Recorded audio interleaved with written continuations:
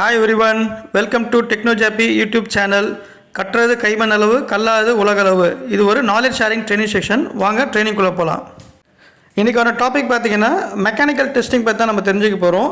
Last presentation chemical பற்றி நம்ம போட்டிருக்கேன். அது பார்க்காதவங்க அந்த ப்ரெசன்டேஷனை என்னோடய பிளேலிஸ்ட்டில் போய் பார்த்துருங்க. ஏன்னா இது ஒரு கண்டினியூஸ் ப்ரெசன்டேஷன். இப்போ இந்த ப்ரெசன்டேஷனில் மெக்கானிக்கல் டெஸ்ட்னா என்னென்ன மெக்கானிக்கல் டெஸ்டிங் இருக்குன்றதை நம்ம பார்க்கலாம். இப்போ இந்த ப்ரெசன்டேஷனை ஃபுல்லாக பாருங்கள். ஏன்னா ஒரு இன்ட்ரெஸ்டிங் ஒரு டாபிக்ஸ் எல்லாமே போட்டிருக்கேன். ஒரு யூஸ்ஃபுல்லான ப்ரோக்ராம் இது. அதனால் பார்த்துட்டு லைக் பண்ணுங்கள் பிடிச்சிருந்ததுன்னா. அதேமாதிரி உங்களுக்கு தெரிஞ்சவங்களுக்கு ஷேர் பண்ணுங்கள். மோட்டிவேட் பண்ணுறதுக்காக என்ன பண்ணணும்னா சப்ஸ்கிரைப் பண்ணுங்கள். அதே மாதிரி பெல் ஐக்கானை நீங்கள் ப்ரெஸ் பண்ணுங்கள். ஸோ தட் நெக்ஸ்ட் ப்ரெசன்டேஷன் போட்டிருந்தேன்னா உங்களுக்கு நோட்டிஃபை ஆகும். வாங்க மெக்கானிக்கல் டெஸ்ட்னா என்னன்றதை நம்ம பார்க்கலாம். நம்ம மெக்கானிக்கல் டெஸ்டிங்னா என்னன்றது பார்த்துடலாம். லாஸ்ட் ப்ரெசன்டேஷனில் கெமிக்கல் டெஸ்ட் பண்ணியாச்சு. இப்போ ஒரு மெட்டீரியலில் கெமிக்கல் டெஸ்ட் பண்ண உடனே மெக்கானிக்கல் டெஸ்ட் தான் கண்டக்ட் பண்ணுவாங்க. இப்போ மெக்கானிக்கல் டெஸ்ட் எதுக்கு கண்டக்ட் பண்ணுறாங்க அப்படின்னு பார்த்தோம்னா, நம்ம டிசைன் பண்ணும்போது ஒரு அப்ளிகேஷன் ஒரு இண்டஸ்ட்ரீஸில் டிசைன் பண்ணும்போது இது எந்த அப்ளிகேஷனுக்கு யூஸ் ஆகுது, எந்த சர்வீஸ்க்கு யூஸ் ஆகுது, என்ன டெம்பரேச்சர் அதோட சர்வீஸ் போகுது, அதேமாதிரி என்ன என்விரான்மெண்ட்டுக்கு அந்த யூஸ் ஆகுது அப்படின்னு பார்த்துட்டு தான் அந்த மெட்டீரியல் செலெக்ஷன் பண்ணுவாங்க. இப்போ அந்த மெட்டீரியல் செலக்ட் பண்ணணும்னா அதோடைய மெக்கானிக்கல் ப்ராப்பர்ட்டிஸு, மெக்கானிக்கல் டெஸ்ட்டு, அதோடைய ரிசல்ட் என்ன அப்படின்றத பேஸ் பண்ணி தான் நம்ம ஸ்டாண்டர்டையும் கிரேடையும் செலக்ட் பண்ணுவாங்க. இப்போ மெக்கானிக்கல் டெஸ்ட் இப்போ மெக்கானிக்கல் ப்ராப்பர்ட்டிஸ் பார்த்தோம்னா டக்டிலிட்டி, ஃபெட்டிக்கு, அதுக்கப்புறம் ஸ்ட்ரென்த்து, மேலியபிலிட்டி. ஸோ இந்த ப்ராப்பர்ட்டிஸ்லாம் கரெக்டாக இருந்தால் தான் அந்த அப்ளிகேஷனில் இந்த மெட்டீரியல் ஒர்க் ஆகும். இப்போ மெக்கானிக்கல் டெஸ்ட்டில் என்னென்னலாம் டெஸ்ட் பண்ணுறாங்கன்னு பார்த்தோம்னா yield strength, tensile strength, impact, hardness, reduction. இதெல்லாம் எதுக்கு யூஸ் ஆகுதுன்னா அந்த அப்ளிகேஷன்லேயும் அந்த சர்வீஸில் போகும்போது இப்போ ஒரு ப்ரெஷர் டெஸ்டிங் கண்டக்ட் பண்ணாங்கன்னா அந்த மெட்டீரியல் ஃபெயில் ஆகாமல் இருக்குதா, எவ்வளோக்கு அளவு டிஃபார்மேஷன் ஆகுது, என்ன பிளாஸ்டிக் ஸ்டேஜ்லேருந்து எந்த மாதிரி ஸ்டேஜுக்கு மாறுது, எவ்வளோ டிஃப்ளெக்ஷன் ஆகுது, இப்போ இம்பேக்ட் டெம்பரேச்சர் இருக்கும்போது அந்த மெட்டீரியல் ஃபெயில் ஆகாமல் இருக்கா அப்படின்றது செக் பண்ணுறது தான் இந்த மெக்கானிக்கல் டெஸ்டிங் நம்ம டெஸ்ட் பண்ணுறோம். மெக்கானிக்கல் டெஸ்ட்டில் என்னென்ன டிஃப்ரெண்ட் டைப்ஸ் இருக்குன்றதை நம்ம இப்போ பார்க்கலாம் ஒன் பை ஒன்னாக. என்னென்ன டெஸ்ட்டு இருக்குது அப்படின்றது பார்க்குறதுக்கு முன்னாடி இப்போ நம்ம மெக்கானிக்கல் டெஸ்ட் கண்டக்ட் பண்ணுறதுக்கு எந்த மாதிரி டெஸ்ட் பார் யூஸ் பண்ணுறாங்க. இப்போ டெஸ்ட் பார் போட்டிருக்கேன் பாருங்கள். கேஸ்டிங்கோட டெஸ்ட் பார் இந்த மாதிரி தான் இருக்கும். இந்த எந்த ஸ்டாண்டர்ட்லேருந்து இது டிசைன் பண்ணுறாங்கன்னா ASTM A370ன்ற ஸ்டாண்டர்ட்லேருந்து தான் டிசைன் பண்ணுறாங்க. இது ஜஸ்ட் ஒரு கேஸ்டிங்கோட டெஸ்ட் பார். இது பைப்போட test for, பிளேட்டோட test for, rubber test பண்ணுறது, அதே மாதிரி டிஃப்ரெண்ட் டைப் ஆஃப் மெட்டீரியலை டெஸ்ட் பண்ணுறதுக்கு டெஸ்ட் பார்ஸ் வேரி ஆகும். இப்போ என்ன மாதிரியான டெஸ்ட் பார்ஸ் இருக்குதுன்னு பார்த்துடலாம். கீழ் டெஸ்ட் பார் இருக்குது, அதே மாதிரி இன்டெகிரல் டெஸ்ட் பார் இருக்குது, அதே மாதிரி மினி டெஸ்ட் பார் இருக்குது. இப்போ இந்த கீழ் டெஸ்ட் பார்னா கேஸ்டிங் போர் பண்ணும்போது என்ன பண்ணுவாங்கன்னா ஒரு டெஸ்ட் பார் போர் பண்ணிவிடுவாங்க 2-3 சாம்பிள்ஸு. அதே மாதிரி இன்டெகிரல் டெஸ்ட் பார்னா ஒரு ஜாப் ப்ரொடியூஸ் பண்ணும்போது, ஒரு கேஸ்டிங் போர் பண்ணும்போது ஒரு ஜாப் ப்ரொடியூஸ் பண்ணும்போது அந்த ஜாபோடைய அந்த டெஸ்ட் பார் இருக்கும். அந்த டெஸ்ட் பார் எதுக்குன்னா இன்டெகிரல் டெஸ்ட் பார் பார்த்தீங்கன்னா ஃபர்னஸில், ஹீட் ட்ரீட்மெண்ட் ஃபர்னஸில் அது ஜாபோடையே போகும். இப்போ கீழ் டெஸ்ட் பார்னா என்ன பண்ணுவாங்கன்னா அதுவும் அதை ஜாபோட தான் போகும். பட் என்னென்னா தனியாக வச்சுருப்பாங்க. பட் இது ப்ரூஃப் அப்படின்றதுக்காக சில ரெக்குவயர்மெண்ட்டில் சில ஸ்பெசிஃபிகேஷன் கேட்டிருப்பாங்க சில கஸ்டமர்ஸு. இன்டெகிரல் டெஸ்ட் பார்னால் கேஸ்டிங்கோடைய அந்த இன்டெகிரல் டெஸ்ட் பார் போராக இருக்கும். மினி டெஸ்ட் பார் அப்படின்றது பார்த்தீங்கன்னா அதோட டெஸ்ட் பார் சின்னதாக இருக்கும். ஏன்னா சில ப்ராடக்ட்டில் நம்ம டெஸ்ட் பார் எடுக்க முடியாது. நார்மலாக டெஸ்ட் பார் 250 mm 300 mm அது வேணும். சில ப்ராடக்ட்லாம் 100 mm இல்லை 120 mm தான் இருக்கும். இப்போ அதுக்கு மினி டெஸ்ட் பாரும் யூஸ் பண்ணிக்கலாம். அந்த mini test for 100 mm length இருந்தால் போதும். ஸோ அதோடைய திம் லென்த் 6 mm, அதே மாதிரி டயமீட்டர் நம்ம நார்மல் டெஸ்ட் பாருக்கு 8 mm 12 mm இருக்கும். நம்ம வர டெஸ்ட்டில் இதை பற்றி நம்ம டீட்டெயிலாக பார்க்கலாம். இப்போ டைப் ஆஃப் மெக்கானிக்கல் டெஸ்ட் என்னன்றதை பார்த்துடலாம். ஈல்டு டெஸ்ட்டு, அதாவது YS அப்படின்னு சொல்லுவாங்க, yield strength, tensile strength UTS அப்படின்னு சொல்லுவாங்க. அதேமாதிரி பெண்ட் டெஸ்ட் இருக்குது, ரிடக்ஷன் பர்சன்டேஜ், எலாங்கேஷன் பர்சன்டேஜ் இருக்குது, hardness test, impact test, reduction area. இப்போ இந்த டெஸ்ட்டு வச்சு தான் நம்ம மெக்கானிக்கல் ப்ராப்பர்ட்டிஸ் நம்ம டிசைட் பண்ண போகிறோம், மீட் பண்ண போகிறோம். மெட்டீரியல் ஸ்டாண்டர்டுக்கும் மெட்டீரியல் கிரேடுக்கும் அதோட ரேஞ்ச் என்னன்றது. இப்போ ஈல்டு ஸ்ட்ரென்த்னா என்ன, டென்சைல் ஸ்ட்ரென்த் தான் இருக்காங்க, எதுக்கு இந்த டெஸ்ட்லாம் பண்ணுறோன்றதை நம்ம வர ப்ரெசன்டேஷனில் பார்த்துடலாம். ஒரு மெட்டீரியல் ஸ்பெசிஃபிகேஷன் கிரேட் எடுத்தோம்னா ஃபஸ்ட்டு மெக்கானிக்கல் டெஸ்ட் பார்த்தோம்னா ஈல்டு ஸ்ட்ரென்த்து YS அப்படின்னு கொடுத்துருப்பாங்க, ஃபஸ்ட்டு இருக்கும். ஸோ இது முக்கியமாக பார்க்க வேண்டியது 0.2% ஆஃப்செட் மெத்தட் அப்படின்னு நம்ம கொடுத்துருக்காங்களா டெஸ்ட் சர்டிஃபிகேட்டில் அப்படிங்கிறத பார்க்கணும். இப்போ இந்த ஈல்டு ஸ்ட்ரென்த் எதுக்கு பார்க்குறாங்கன்னா பிளாஸ்டிக் டிஃபார்மேஷன். அதாவது ஒரு மெட்டீரியல் இருக்குது, இப்போ நம்ம என்ன பண்ண போகிறோம், அதை பெண்ட் பண்ண போகிறோம், இல்லை ஒரு சேனல்லாம் க்ரியேட் பண்ண போகிறோம், ஒரு பிளேட்டை பெண்ட் பண்ண போகிறோம் அப்படின்னா அது பெண்ட் பண்ணும்போது என்ன ஆகும்னா ஒரு டிஃபார்ம் ஆகும் இல்லையா. அப்போ கிராக் டெவலப் ஆகாமல் இருக்கும். அது எந்த பிளாஸ்டிக் ஸ்டேஜில் அது எவ்வளோ தூரம் பெண்ட் பண்ணலாம் அப்படின்றது தான் ஈல்டு ஸ்ட்ரென்த்து. இப்போ இந்த ஈல்டு ஸ்ட்ரென்த்தோட இப்போ எப்படி பண்ணுறாங்கிறத பார்ப்போம். இப்போ ஒரு டெஸ்ட் பார் நம்ம காமிச்சோம் இல்லையா ஃபஸ்ட்டு பேஜில் மெக்கானிக்கல் டெஸ்ட்டில். இப்போ அந்த டெஸ்ட் பார் என்ன பண்ணுவாங்கன்னா UTM machine, ultimate tensile machine, அதில் வந்து லோட் பண்ணிவிடுவாங்க. டாப்பையும் பாட்டமையும் வந்து ஒரு நர்லிங் பாயிண்ட் மாதிரி இருக்கும். அந்த நர்லிங் பாயிண்ட்டை பிடிச்சி என்ன பண்ணுவாங்கன்னா புல் பண்ணுவாங்க, அதாவது இழுப்பாங்க. இழுக்கும் போது என்ன பண்ணுவாங்கன்னா இந்த 0.2% ஆப்செட் மெத்தட் அதை கண்டுபிடிக்கிறதுக்கு எக்ஸ்டென்ஷோமீட்டர் அப்படின்ற ஒரு இன்ஸ்ட்ருமெண்ட் என்ன பண்ணுவாங்கன்னா அந்த டெஸ்ட் பாருக்கு நடுவில் இன்சர்ட் பண்ணிவிடுவாங்க. இப்போ அந்த டெஸ்ட் பார் வந்து ஒரு 8 mm இருக்கும் நடுவில் டயமீட்டர், இல்லை 12.5 இருக்கும். அதை ஏரியா கால்குலேட் பண்ணிப்பாங்க. இப்போ இருக்கிற மிஷின்லாம் என்ன பண்ணுவாங்கன்னா இப்போ புல் பண்ணும் போது என்ன ஆகும்னா அந்த 0.2% இருக்கு இல்லையா, அது வந்து ரிலீஸ் ஆகிடும் அந்த இன்ஸ்ட்ருமெண்ட்டு. அப்போ அந்த பாயிண்ட் ஆட்டோமேட்டிக்காக வந்து கர்வில் ஸ்ட்ரெஸ் ஸ்ட்ரெயின் கர்வில் வந்து ட்ரா பண்ணி அது என்ன வேல்யூன்றதை கொடுத்துரும். இப்போ இயர்லியஸ்ட் டேஸில் வந்து நம்ம கேல்குலேட் பண்ணுவோம். இப்போ எந்த லோடில் வந்து அது என்ன ஆகுதுன்னா அந்த எக்ஸ்டென்ஷோமீட்டரோட ரிலீஸ் ஆச்சு, அந்த 0.2% வந்து அச்சீவ் ஆச்சு அப்படின்னும் போது அந்த இடத்துல தான் வந்து இந்த பர்சன்டேஜ் வந்து கேல்குலேட் ஆகும். இப்போ ஃபார்முலா பார்த்தோம் அப்படின்னு பார்த்தீங்கன்னா லோடு எந்த லோடில் வந்து அது 0.2% அச்சீவ் ஆச்சு divide by the cross section. அந்த 8 mm இருக்குன்னா அந்த 8 mm உடைய ஏரியா, இல்லைனா 12.5 ராடாக இருந்தால் 12.5 உடைய ஏரியா. இதுதான் வந்து ஈல்டு ஸ்ட்ரென்த்தை கேல்குலேட் பண்ணுறது. இப்போ இந்த ஈல்டு ஸ்ட்ரென்த்தில் வந்து பார்த்திங்கன்னா யூனிட்ஸ் இருக்கும். எம்பிஏனா மெகா பாஸ்கல், அதுக்கப்புறம் கிலோகிராம் பர் சென்டிமீட்டர் ஸ்கொயரு, அதுக்கப்புறம் நியூட்டன் பர் மில்லிமீட்டர் ஸ்கொயரு, அதே மாதிரி கேஎஸ்ஐனா கிலோ ஸ்கொயர் இன்ச்சு, அதே மாதிரி பிஎஸ்ஐனா ப்ரெஷர் ஸ்கொயர் இன்ச்சு, அதே மாதிரி பிஎஸ்ஐஜி சொல்லுவாங்க நம்ம ப்ரெஷரில். ஸோ அதுவும் பிஎஸ்ஐயும் கால்குலேட் பண்ணுவாங்க. இதுதான் வந்து ஈல்டு ஸ்ட்ரென்த்தோடைய பர்சன்டேஜ். அந்த ஃபார்முலா ஏற்கனவே சொன்ன மாதிரி அல்டிமேட் லோடு எந்த லோடில் வந்து அது டிஃப்ளெக்ஷன் ஆச்சு டிவைட் பை ஏரியா இன்ட்டு 1000. இதுதான் வந்து கேல்குலேஷன். ஸோ நம்ம நெக்ஸ்ட் ப்ரெசன்டேஷன் பற்றி நம்ம பார்க்கலாம். ஸோ நெக்ஸ்ட்டு பார்க்க போகிற டெஸ்ட்டு வந்து பார்த்தோன்னா டென்சைல் டெஸ்ட்டு, யூடிஎஸ் அப்படின்னு சொல்லுவாங்க. இது எதுக்குன்னா எலாஸ்டிசிட்டி செக் பண்ணுறதுக்காக. இப்போ ஒரு லாரி இருக்குது, கண்டெய்னர் இருக்குது, அதில் வெயிட் லோட் பண்ணும்போது என்ன ஆகுனா ஒரு மாதிரி பெண்ட் ஆகும் இல்லையா. இப்போ அது எவ்வளோ தூரம் வந்து எலாஸ்டிசிட்டியும் ஆகுது பெண்டும் ஆகுது அப்படின்னு செக் பண்ணுறதுக்காக தான் இந்த டென்சைல் டெஸ்ட்டு. இப்போ அதே மாதிரி ஒரு பைப் இருக்குது, அதில் வந்து நம்ம டெஸ்ட் பண்ணுறோம். டெஸ்ட் பண்ணும்போது என்ன ஆகும் அப்படின்னு பார்த்தோம்னா பைப் ப்ரெஷர் கொடுக்கும்போது அந்த பைப்பு நம்ம டிஃபார்மேஷன் ஆகும். ஒரு கொட்டத்தில் அந்த மெட்டீரியல் தாங்க முடியலன்னா என்ன ஆகும், பர்ஸ்ட் ஆகும். ஸோ அதுதான் வந்து இப்போ டென்சைல் டெஸ்ட்டு, ஈல்டு டெஸ்ட்டு இதெல்லாம் வந்து நம்ம செக் பண்ணுறது. இப்போ நம்ம டென்சைல் டெஸ்ட்டு செக் பண்ணும்போது அந்த ஏற்கனவே ஈல்டு டெஸ்ட்டில் நம்ம லோட் பண்ணிவிட்டு என்ன ஆகும்னா அது 0.2% ஆனோடனே ஒரு டிஃப்ளெக்ஷன் வந்தது. அதுக்கப்புறம் இந்த டென்சைல் டெஸ்ட் வந்து எப்போ உடையும் போது அதுதான் வந்து லோடு டென்சைல் டெஸ்ட்டு. அந்த டெஸ்ட் பார் வந்து இழுக்க என்ன ஆகும்னா ஒரு பாயிண்டில் உடையும். அதுதான் வந்து டென்சைல் டெஸ்ட்டு. இப்போ இந்த மூணாவது பிக்சர் பார்த்தீங்கன்னா உங்களுக்கு தெரியும். இப்போ இதோட ஃபார்முலா வந்து டென்சைல் டெஸ்ட்டு, அதாவது எந்த லோடில் அது உடையுது டிவைடு பை அதோடைய கிராஸ் செக்ஷன் ஏரியா இன்ட்டு 1000. இதுதான் வந்து டென்சைல் டெஸ்ட்டு. இப்போ இந்த டென்சைல் டெஸ்ட் வந்து பார்த்திங்கன்னா mega pascal, Newton per millimetre square, kilo, KSI, PSI இது மாதிரி யூனிட் இருக்குது. ஸோ இதுதான் டென்சைல் டெஸ்ட்டு. இப்போ இந்த டென்சைல் டெஸ்ட்டும் ஈல்டு டெஸ்ட்டும் என்ன ஆச்சுன்னா ஃபெயிலியர் ஆகிடுச்சு, அந்த ரேஞ்சுக்கு வரல, ஸ்டாண்டர்ட் ரேஞ்சில் வரல அப்படின்னா இன்னொரு டெஸ்ட் பார் வந்து வச்சுருப்பாங்க சாம்பிள், அதை நம்ம டெஸ்ட் பண்ணி பார்க்கணும். இல்லை இப்போ இந்த வேல்யூவோட ஒரு 10% குறைஞ்சிருக்கு, 5% குறைஞ்சிருக்குன்னா அது என்ன டாலரன்ஸ்னு ASTM A370 போய்ட்டு நம்ம அக்செப்டன்ஸ் க்ரைட்டீரியா வந்து பார்த்துக்கணும். ஸோ இதுதான் வந்து நம்ம yield strength and tensile strength. இப்போ நெக்ஸ்ட் டெஸ்ட் என்னன்றதை நம்ம பார்க்கலாம்.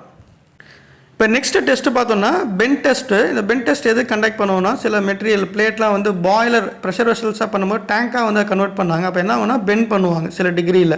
ஸோ பெண்ட் ஆகும்போது கிராக் எதுவும் வரக்கூடாது, இதுமாதிரி அந்த மெட்டீரியலும் உடையக்கூடாது. ஸோ அந்த மாதிரி சமயத்தில் செக் பண்ணுறதுக்காக தான் இந்த பெண்ட் டெஸ்ட் பண்ணுறாங்க. இப்போ பெண்ட் டெஸ்ட் வந்து 2 டிஃப்ரெண்ட் டைப்ஸாக டெஸ்ட் பண்ணுவாங்க. ஒன்று டிஃப்ளெக்ஷன் மெத்தட். டிஃப்ளெக்ஷன் மெத்தட்னா இப்போ 90 டிகிரி பெண்ட் பண்ணணுமா, இல்லை 120 டிகிரி பெண்ட் பண்ணணுமா, இல்லை 180 டிகிரி பெண்ட் பண்ணணுமா, இல்லை யூ பெண்ட் பண்ணணுமா அப்படின்ற மாதிரி டெஸ்ட் பண்ணுவாங்க. சிலது வந்து பார்த்தோம்னா மேண்ட்ரல் யூஸ் பண்ணி பெண்ட் பண்ணுவாங்க 2D.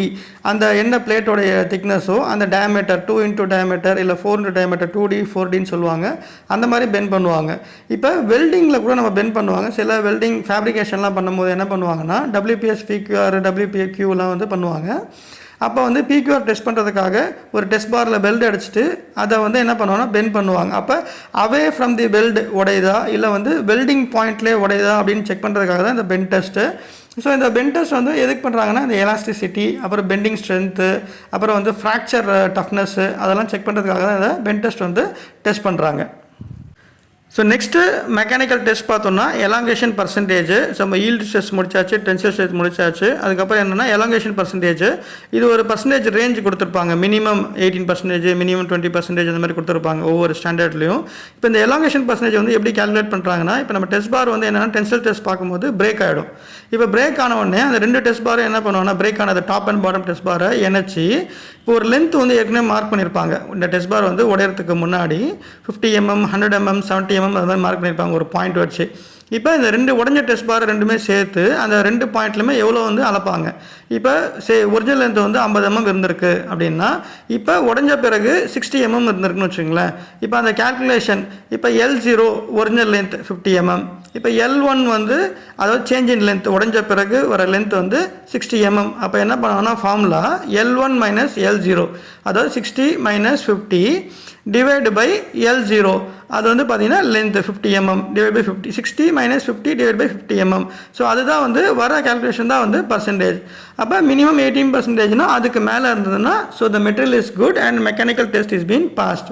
ஸோ இதுதான் வந்து பென்ட் அது எலங்கேஷன் பர்சன்டேஜோடைய calculation and percentage. Next test பார்த்தோன்னா ரிடக்ஷன் பர்சன்டேஜ். இதுவும் வந்து பர்சன்டேஜில் கொடுத்துருப்பாங்க மினிமம் பர்சன்டேஜ் அப்படின்னு சொல்லி ஸ்டாண்டர்டில். ஸோ இது எப்படி கேல்குலேட் பண்ணுறாங்கன்றது பார்க்கலாம். ரிடக்ஷன் பர்சன்டேஜில் இந்த டெஸ்ட் பார் உடஞ்ச டெஸ்ட் பாருக்கு பார்த்தீங்கன்னா டென்சல் டெஸ்ட் பார் அது ரெண்டுத்தையும் ஜாயின் பண்ணி முன்னாடியே சொல்லியிருந்தேன் இல்லையா, ஒரிஜினல் டயமீட்டர் வந்து 8 mm இருக்குது அப்படின்னா ஜாயின் பண்ண பிறகு இப்போ உடஞ்சோன்னே என்ன ஆகுனா அந்த ஃப்ரண்ட் எண்டு வந்து ரொம்ப சின்னதாகிடும். நீங்கள் அந்த 4th பிக்சரில் பார்த்தீங்கன்னா உங்களுக்கு தெரியும் உடஞ்சிருக்கு அதோடைய டயமீட்டர் சின்னதாக இருக்குன்னு. இப்போ ஃபார் எக்ஸாம்பிள் 8 mmலேருந்து ஒரு 7 mm ரெடியூஸ் ஆகிருக்குன்னு வச்சுப்போம். இப்போ அந்த ரெடியூஸ் ஆனது வந்து 7 mm தான் வந்து இப்போ சேஞ்ச் இன் டயமீட்டர். ஓகேங்களா. இப்போ ஃபார்முலா பார்த்தோம்னா A1 minus A0 divide by A0 into 100. இப்போ A0 அப்படின்றது ஏற்கனவே அது உடையறதுக்கு முன்னாடி இந்த பர்சன்டேஜ் அது ஒரு 8 mm இருக்குன்னா அதோட கிராஸ் செக்ஷன் ஏரியா πr². ஓகேங்களா. இப்போ சேஞ்ச் இன் டயமீட்டர் அது வந்து ஒரு 7 mm இருக்குன்னா அதோடைய கிராஸ் செக்ஷன் ஏரியா இப்போ நம்ம ஃபார்முலாவில் போட்டோம் அப்படின்னா அது A1 minus A0 divide by A0 into 100. இந்த மாதிரி பர்சன்டேஜ் போட்டால் என்ன ஆகும்னா இந்த ரிடக்ஷன் பர்சன்டேஜ் கிடைக்கும். இப்போ நம்ம வந்து ரிடக்ஷன் பர்சன்டேஜை பற்றி பார்த்துட்டோம். நம்ம நெக்ஸ்ட்டு என்னன்றதை நம்ம பார்க்கலாம்.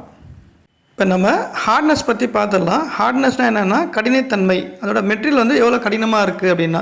இப்போ நம்ம பாடி நம்ம இருக்குன்னு வச்சுங்களேன், நம்மளை ஒருத்தர் யாருன்னா அடித்தாங்க அப்படின்னா நம்ம என்னாகும் நம்மளுடைய உடம்புல வந்து ஒரு பஞ்ச் மாதிரி மார்க் விழுந்து அதுக்கப்புறம் அது திருப்பி அது நார்மல் பொசிஷனுக்கு வந்துடும். பட் நம்ம அதை வலியை தாங்குறோமா இல்லையா அப்படின்றது தான் வந்து இந்த ஹார்ட்னஸ் டெஸ்ட்டும். இப்போ அந்த மெட்டீரியலில் ஒரு சடன் இம்பேக்ட் வந்ததுன்னா அந்த மெட்டீரியல் வந்து தாங்குதா இல்லையா அப்படின்ற டெஸ்ட் பண்ணுறது தான் வந்து இந்த ஹார்ட்னஸ் டெஸ்ட்டு.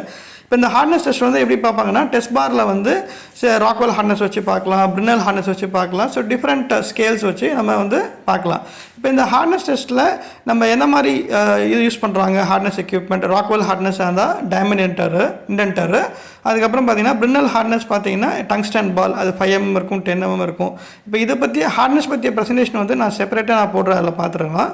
ஓகேங்களா. இப்போ ஹார்ட்னஸ் டெஸ்ட் பண்ணும்போது இப்போ 3 சாம்பிள்ஸ் வந்து நம்ம செக் பண்ணுவாங்க, எல்லா இடத்துலையுமே வந்து செக் பண்ணுவாங்க.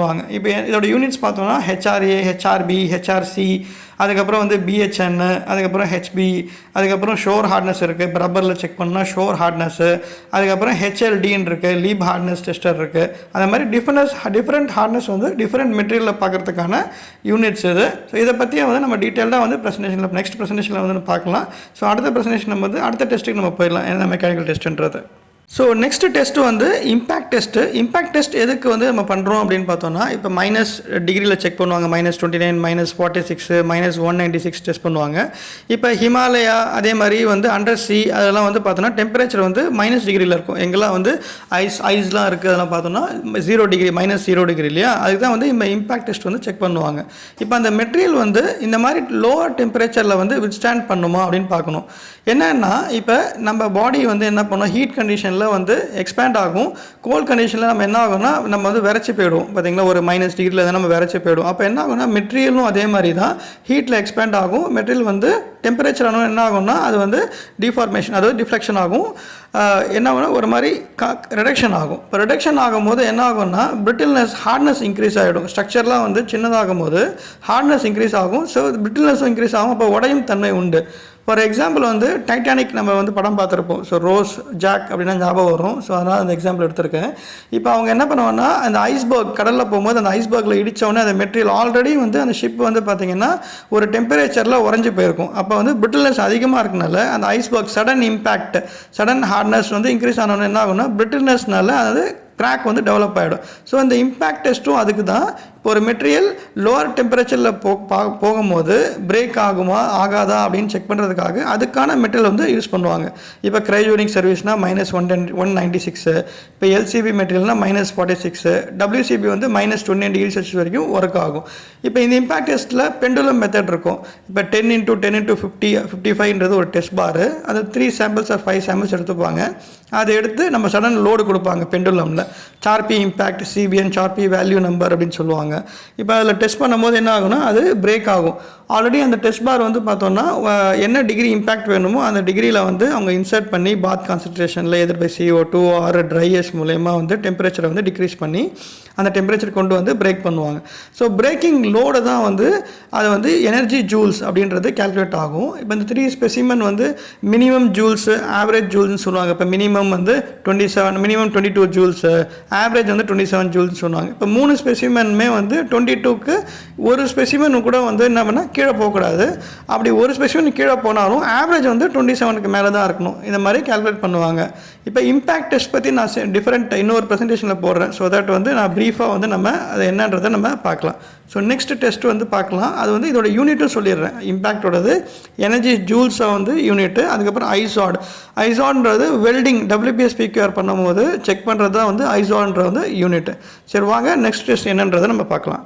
ஸோ ஃபைனல் மெக்கானிக்கல் டெஸ்ட் வந்து ரிடக்ஷன் ஏரியா டெஸ்ட்டு. இது எப்போ பண்ணுவாங்கன்னா இம்பேக்ட் டெஸ்ட்டு செக் பண்ணிட்ட பிறகு. இப்போ அந்த டெஸ்ட் பார் வந்து உடஞ்ச பிறகு என்ன ஆகும்னா அந்த உடையறதுக்கு முன்னாடி இருக்கிற ஸ்கொயரோடைய சைஸ் வந்து பார்த்தோன்னா 10x10 இருக்கும் லென்த்தில் எம்எம்மில். இப்போ அது உடஞ்ச உடனே என்ன டயமீட்டர் இருக்குன்றது செக் பண்ணிவிட்டு, ஸோ அந்த ஃபார்முலா இது எதுக்கு செக் பண்ணுறாங்கன்னா டக்டிலிட்டிக்காக, உடஞ்ச பிறகு எவ்வளோ தூரம் உடையுது, எந்த மாதிரி உடையுதுன்னு செக் பண்ணுறதுக்காக. இப்போ இந்த ஏரியா பார்த்தோம்னா A0 - A1 / A0. இப்போ A0ன்றது original cross section square 10mm × 10mm A². இப்போ அடுத்தது வந்து இப்போ சேஞ்ச் இன் ஸ்கொயர், அது வந்து உடஞ்ச பிறகு எவ்வளோ இருக்குது அப்படின்னு பார்க்குறது A1. அதாவது இப்போ 10mm என்ன ஆகும், 9mm ஆகிருக்கலாம், இல்லை 8mm ஆகிருக்கலாம், இல்லை 9.5 இருக்கலாம். ஸோ அந்த சேஞ்ச் இன் அந்த ஸ்கொயரை வந்து கால்குலேட் பண்ணி பண்ணுறது தான் வந்து இந்த ரிடக்ஷன் ஏரியா. ஸோ இதுதான் வந்து final mechanical test. We are at the end of the session. இந்த மெக்கானிக்கல் டெஸ்ட்டோடைய ப்ரெசன்டேஷன் உங்களுக்கு பிடிச்சிருக்கும். ஸோ எல்லாம் டீட்டெயிலாக நான் கொடுத்துருக்கேன். பட் ஹார்ட்னஸ் டெஸ்ட்டு, இம்பாக்ட் டெஸ்ட்டோட ப்ரெசன்டேஷன் வந்து நான் செப்பரேட்டாக உங்களுக்கு போடுறேன். ஏன்னா வந்து it will take some much time. அதே மாதிரி இந்த ப்ரெசன்டேஷனில் உங்களுக்கு எதனா டவுட் இருந்ததுன்னா கமெண்ட் செக்ஷனில் கொடுங்க.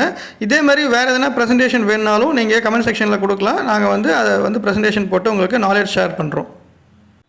Thanks to everyone. Thanks to my teammate. Next presentation meet பண்ணலாம். Until then, bye from TechnoJP.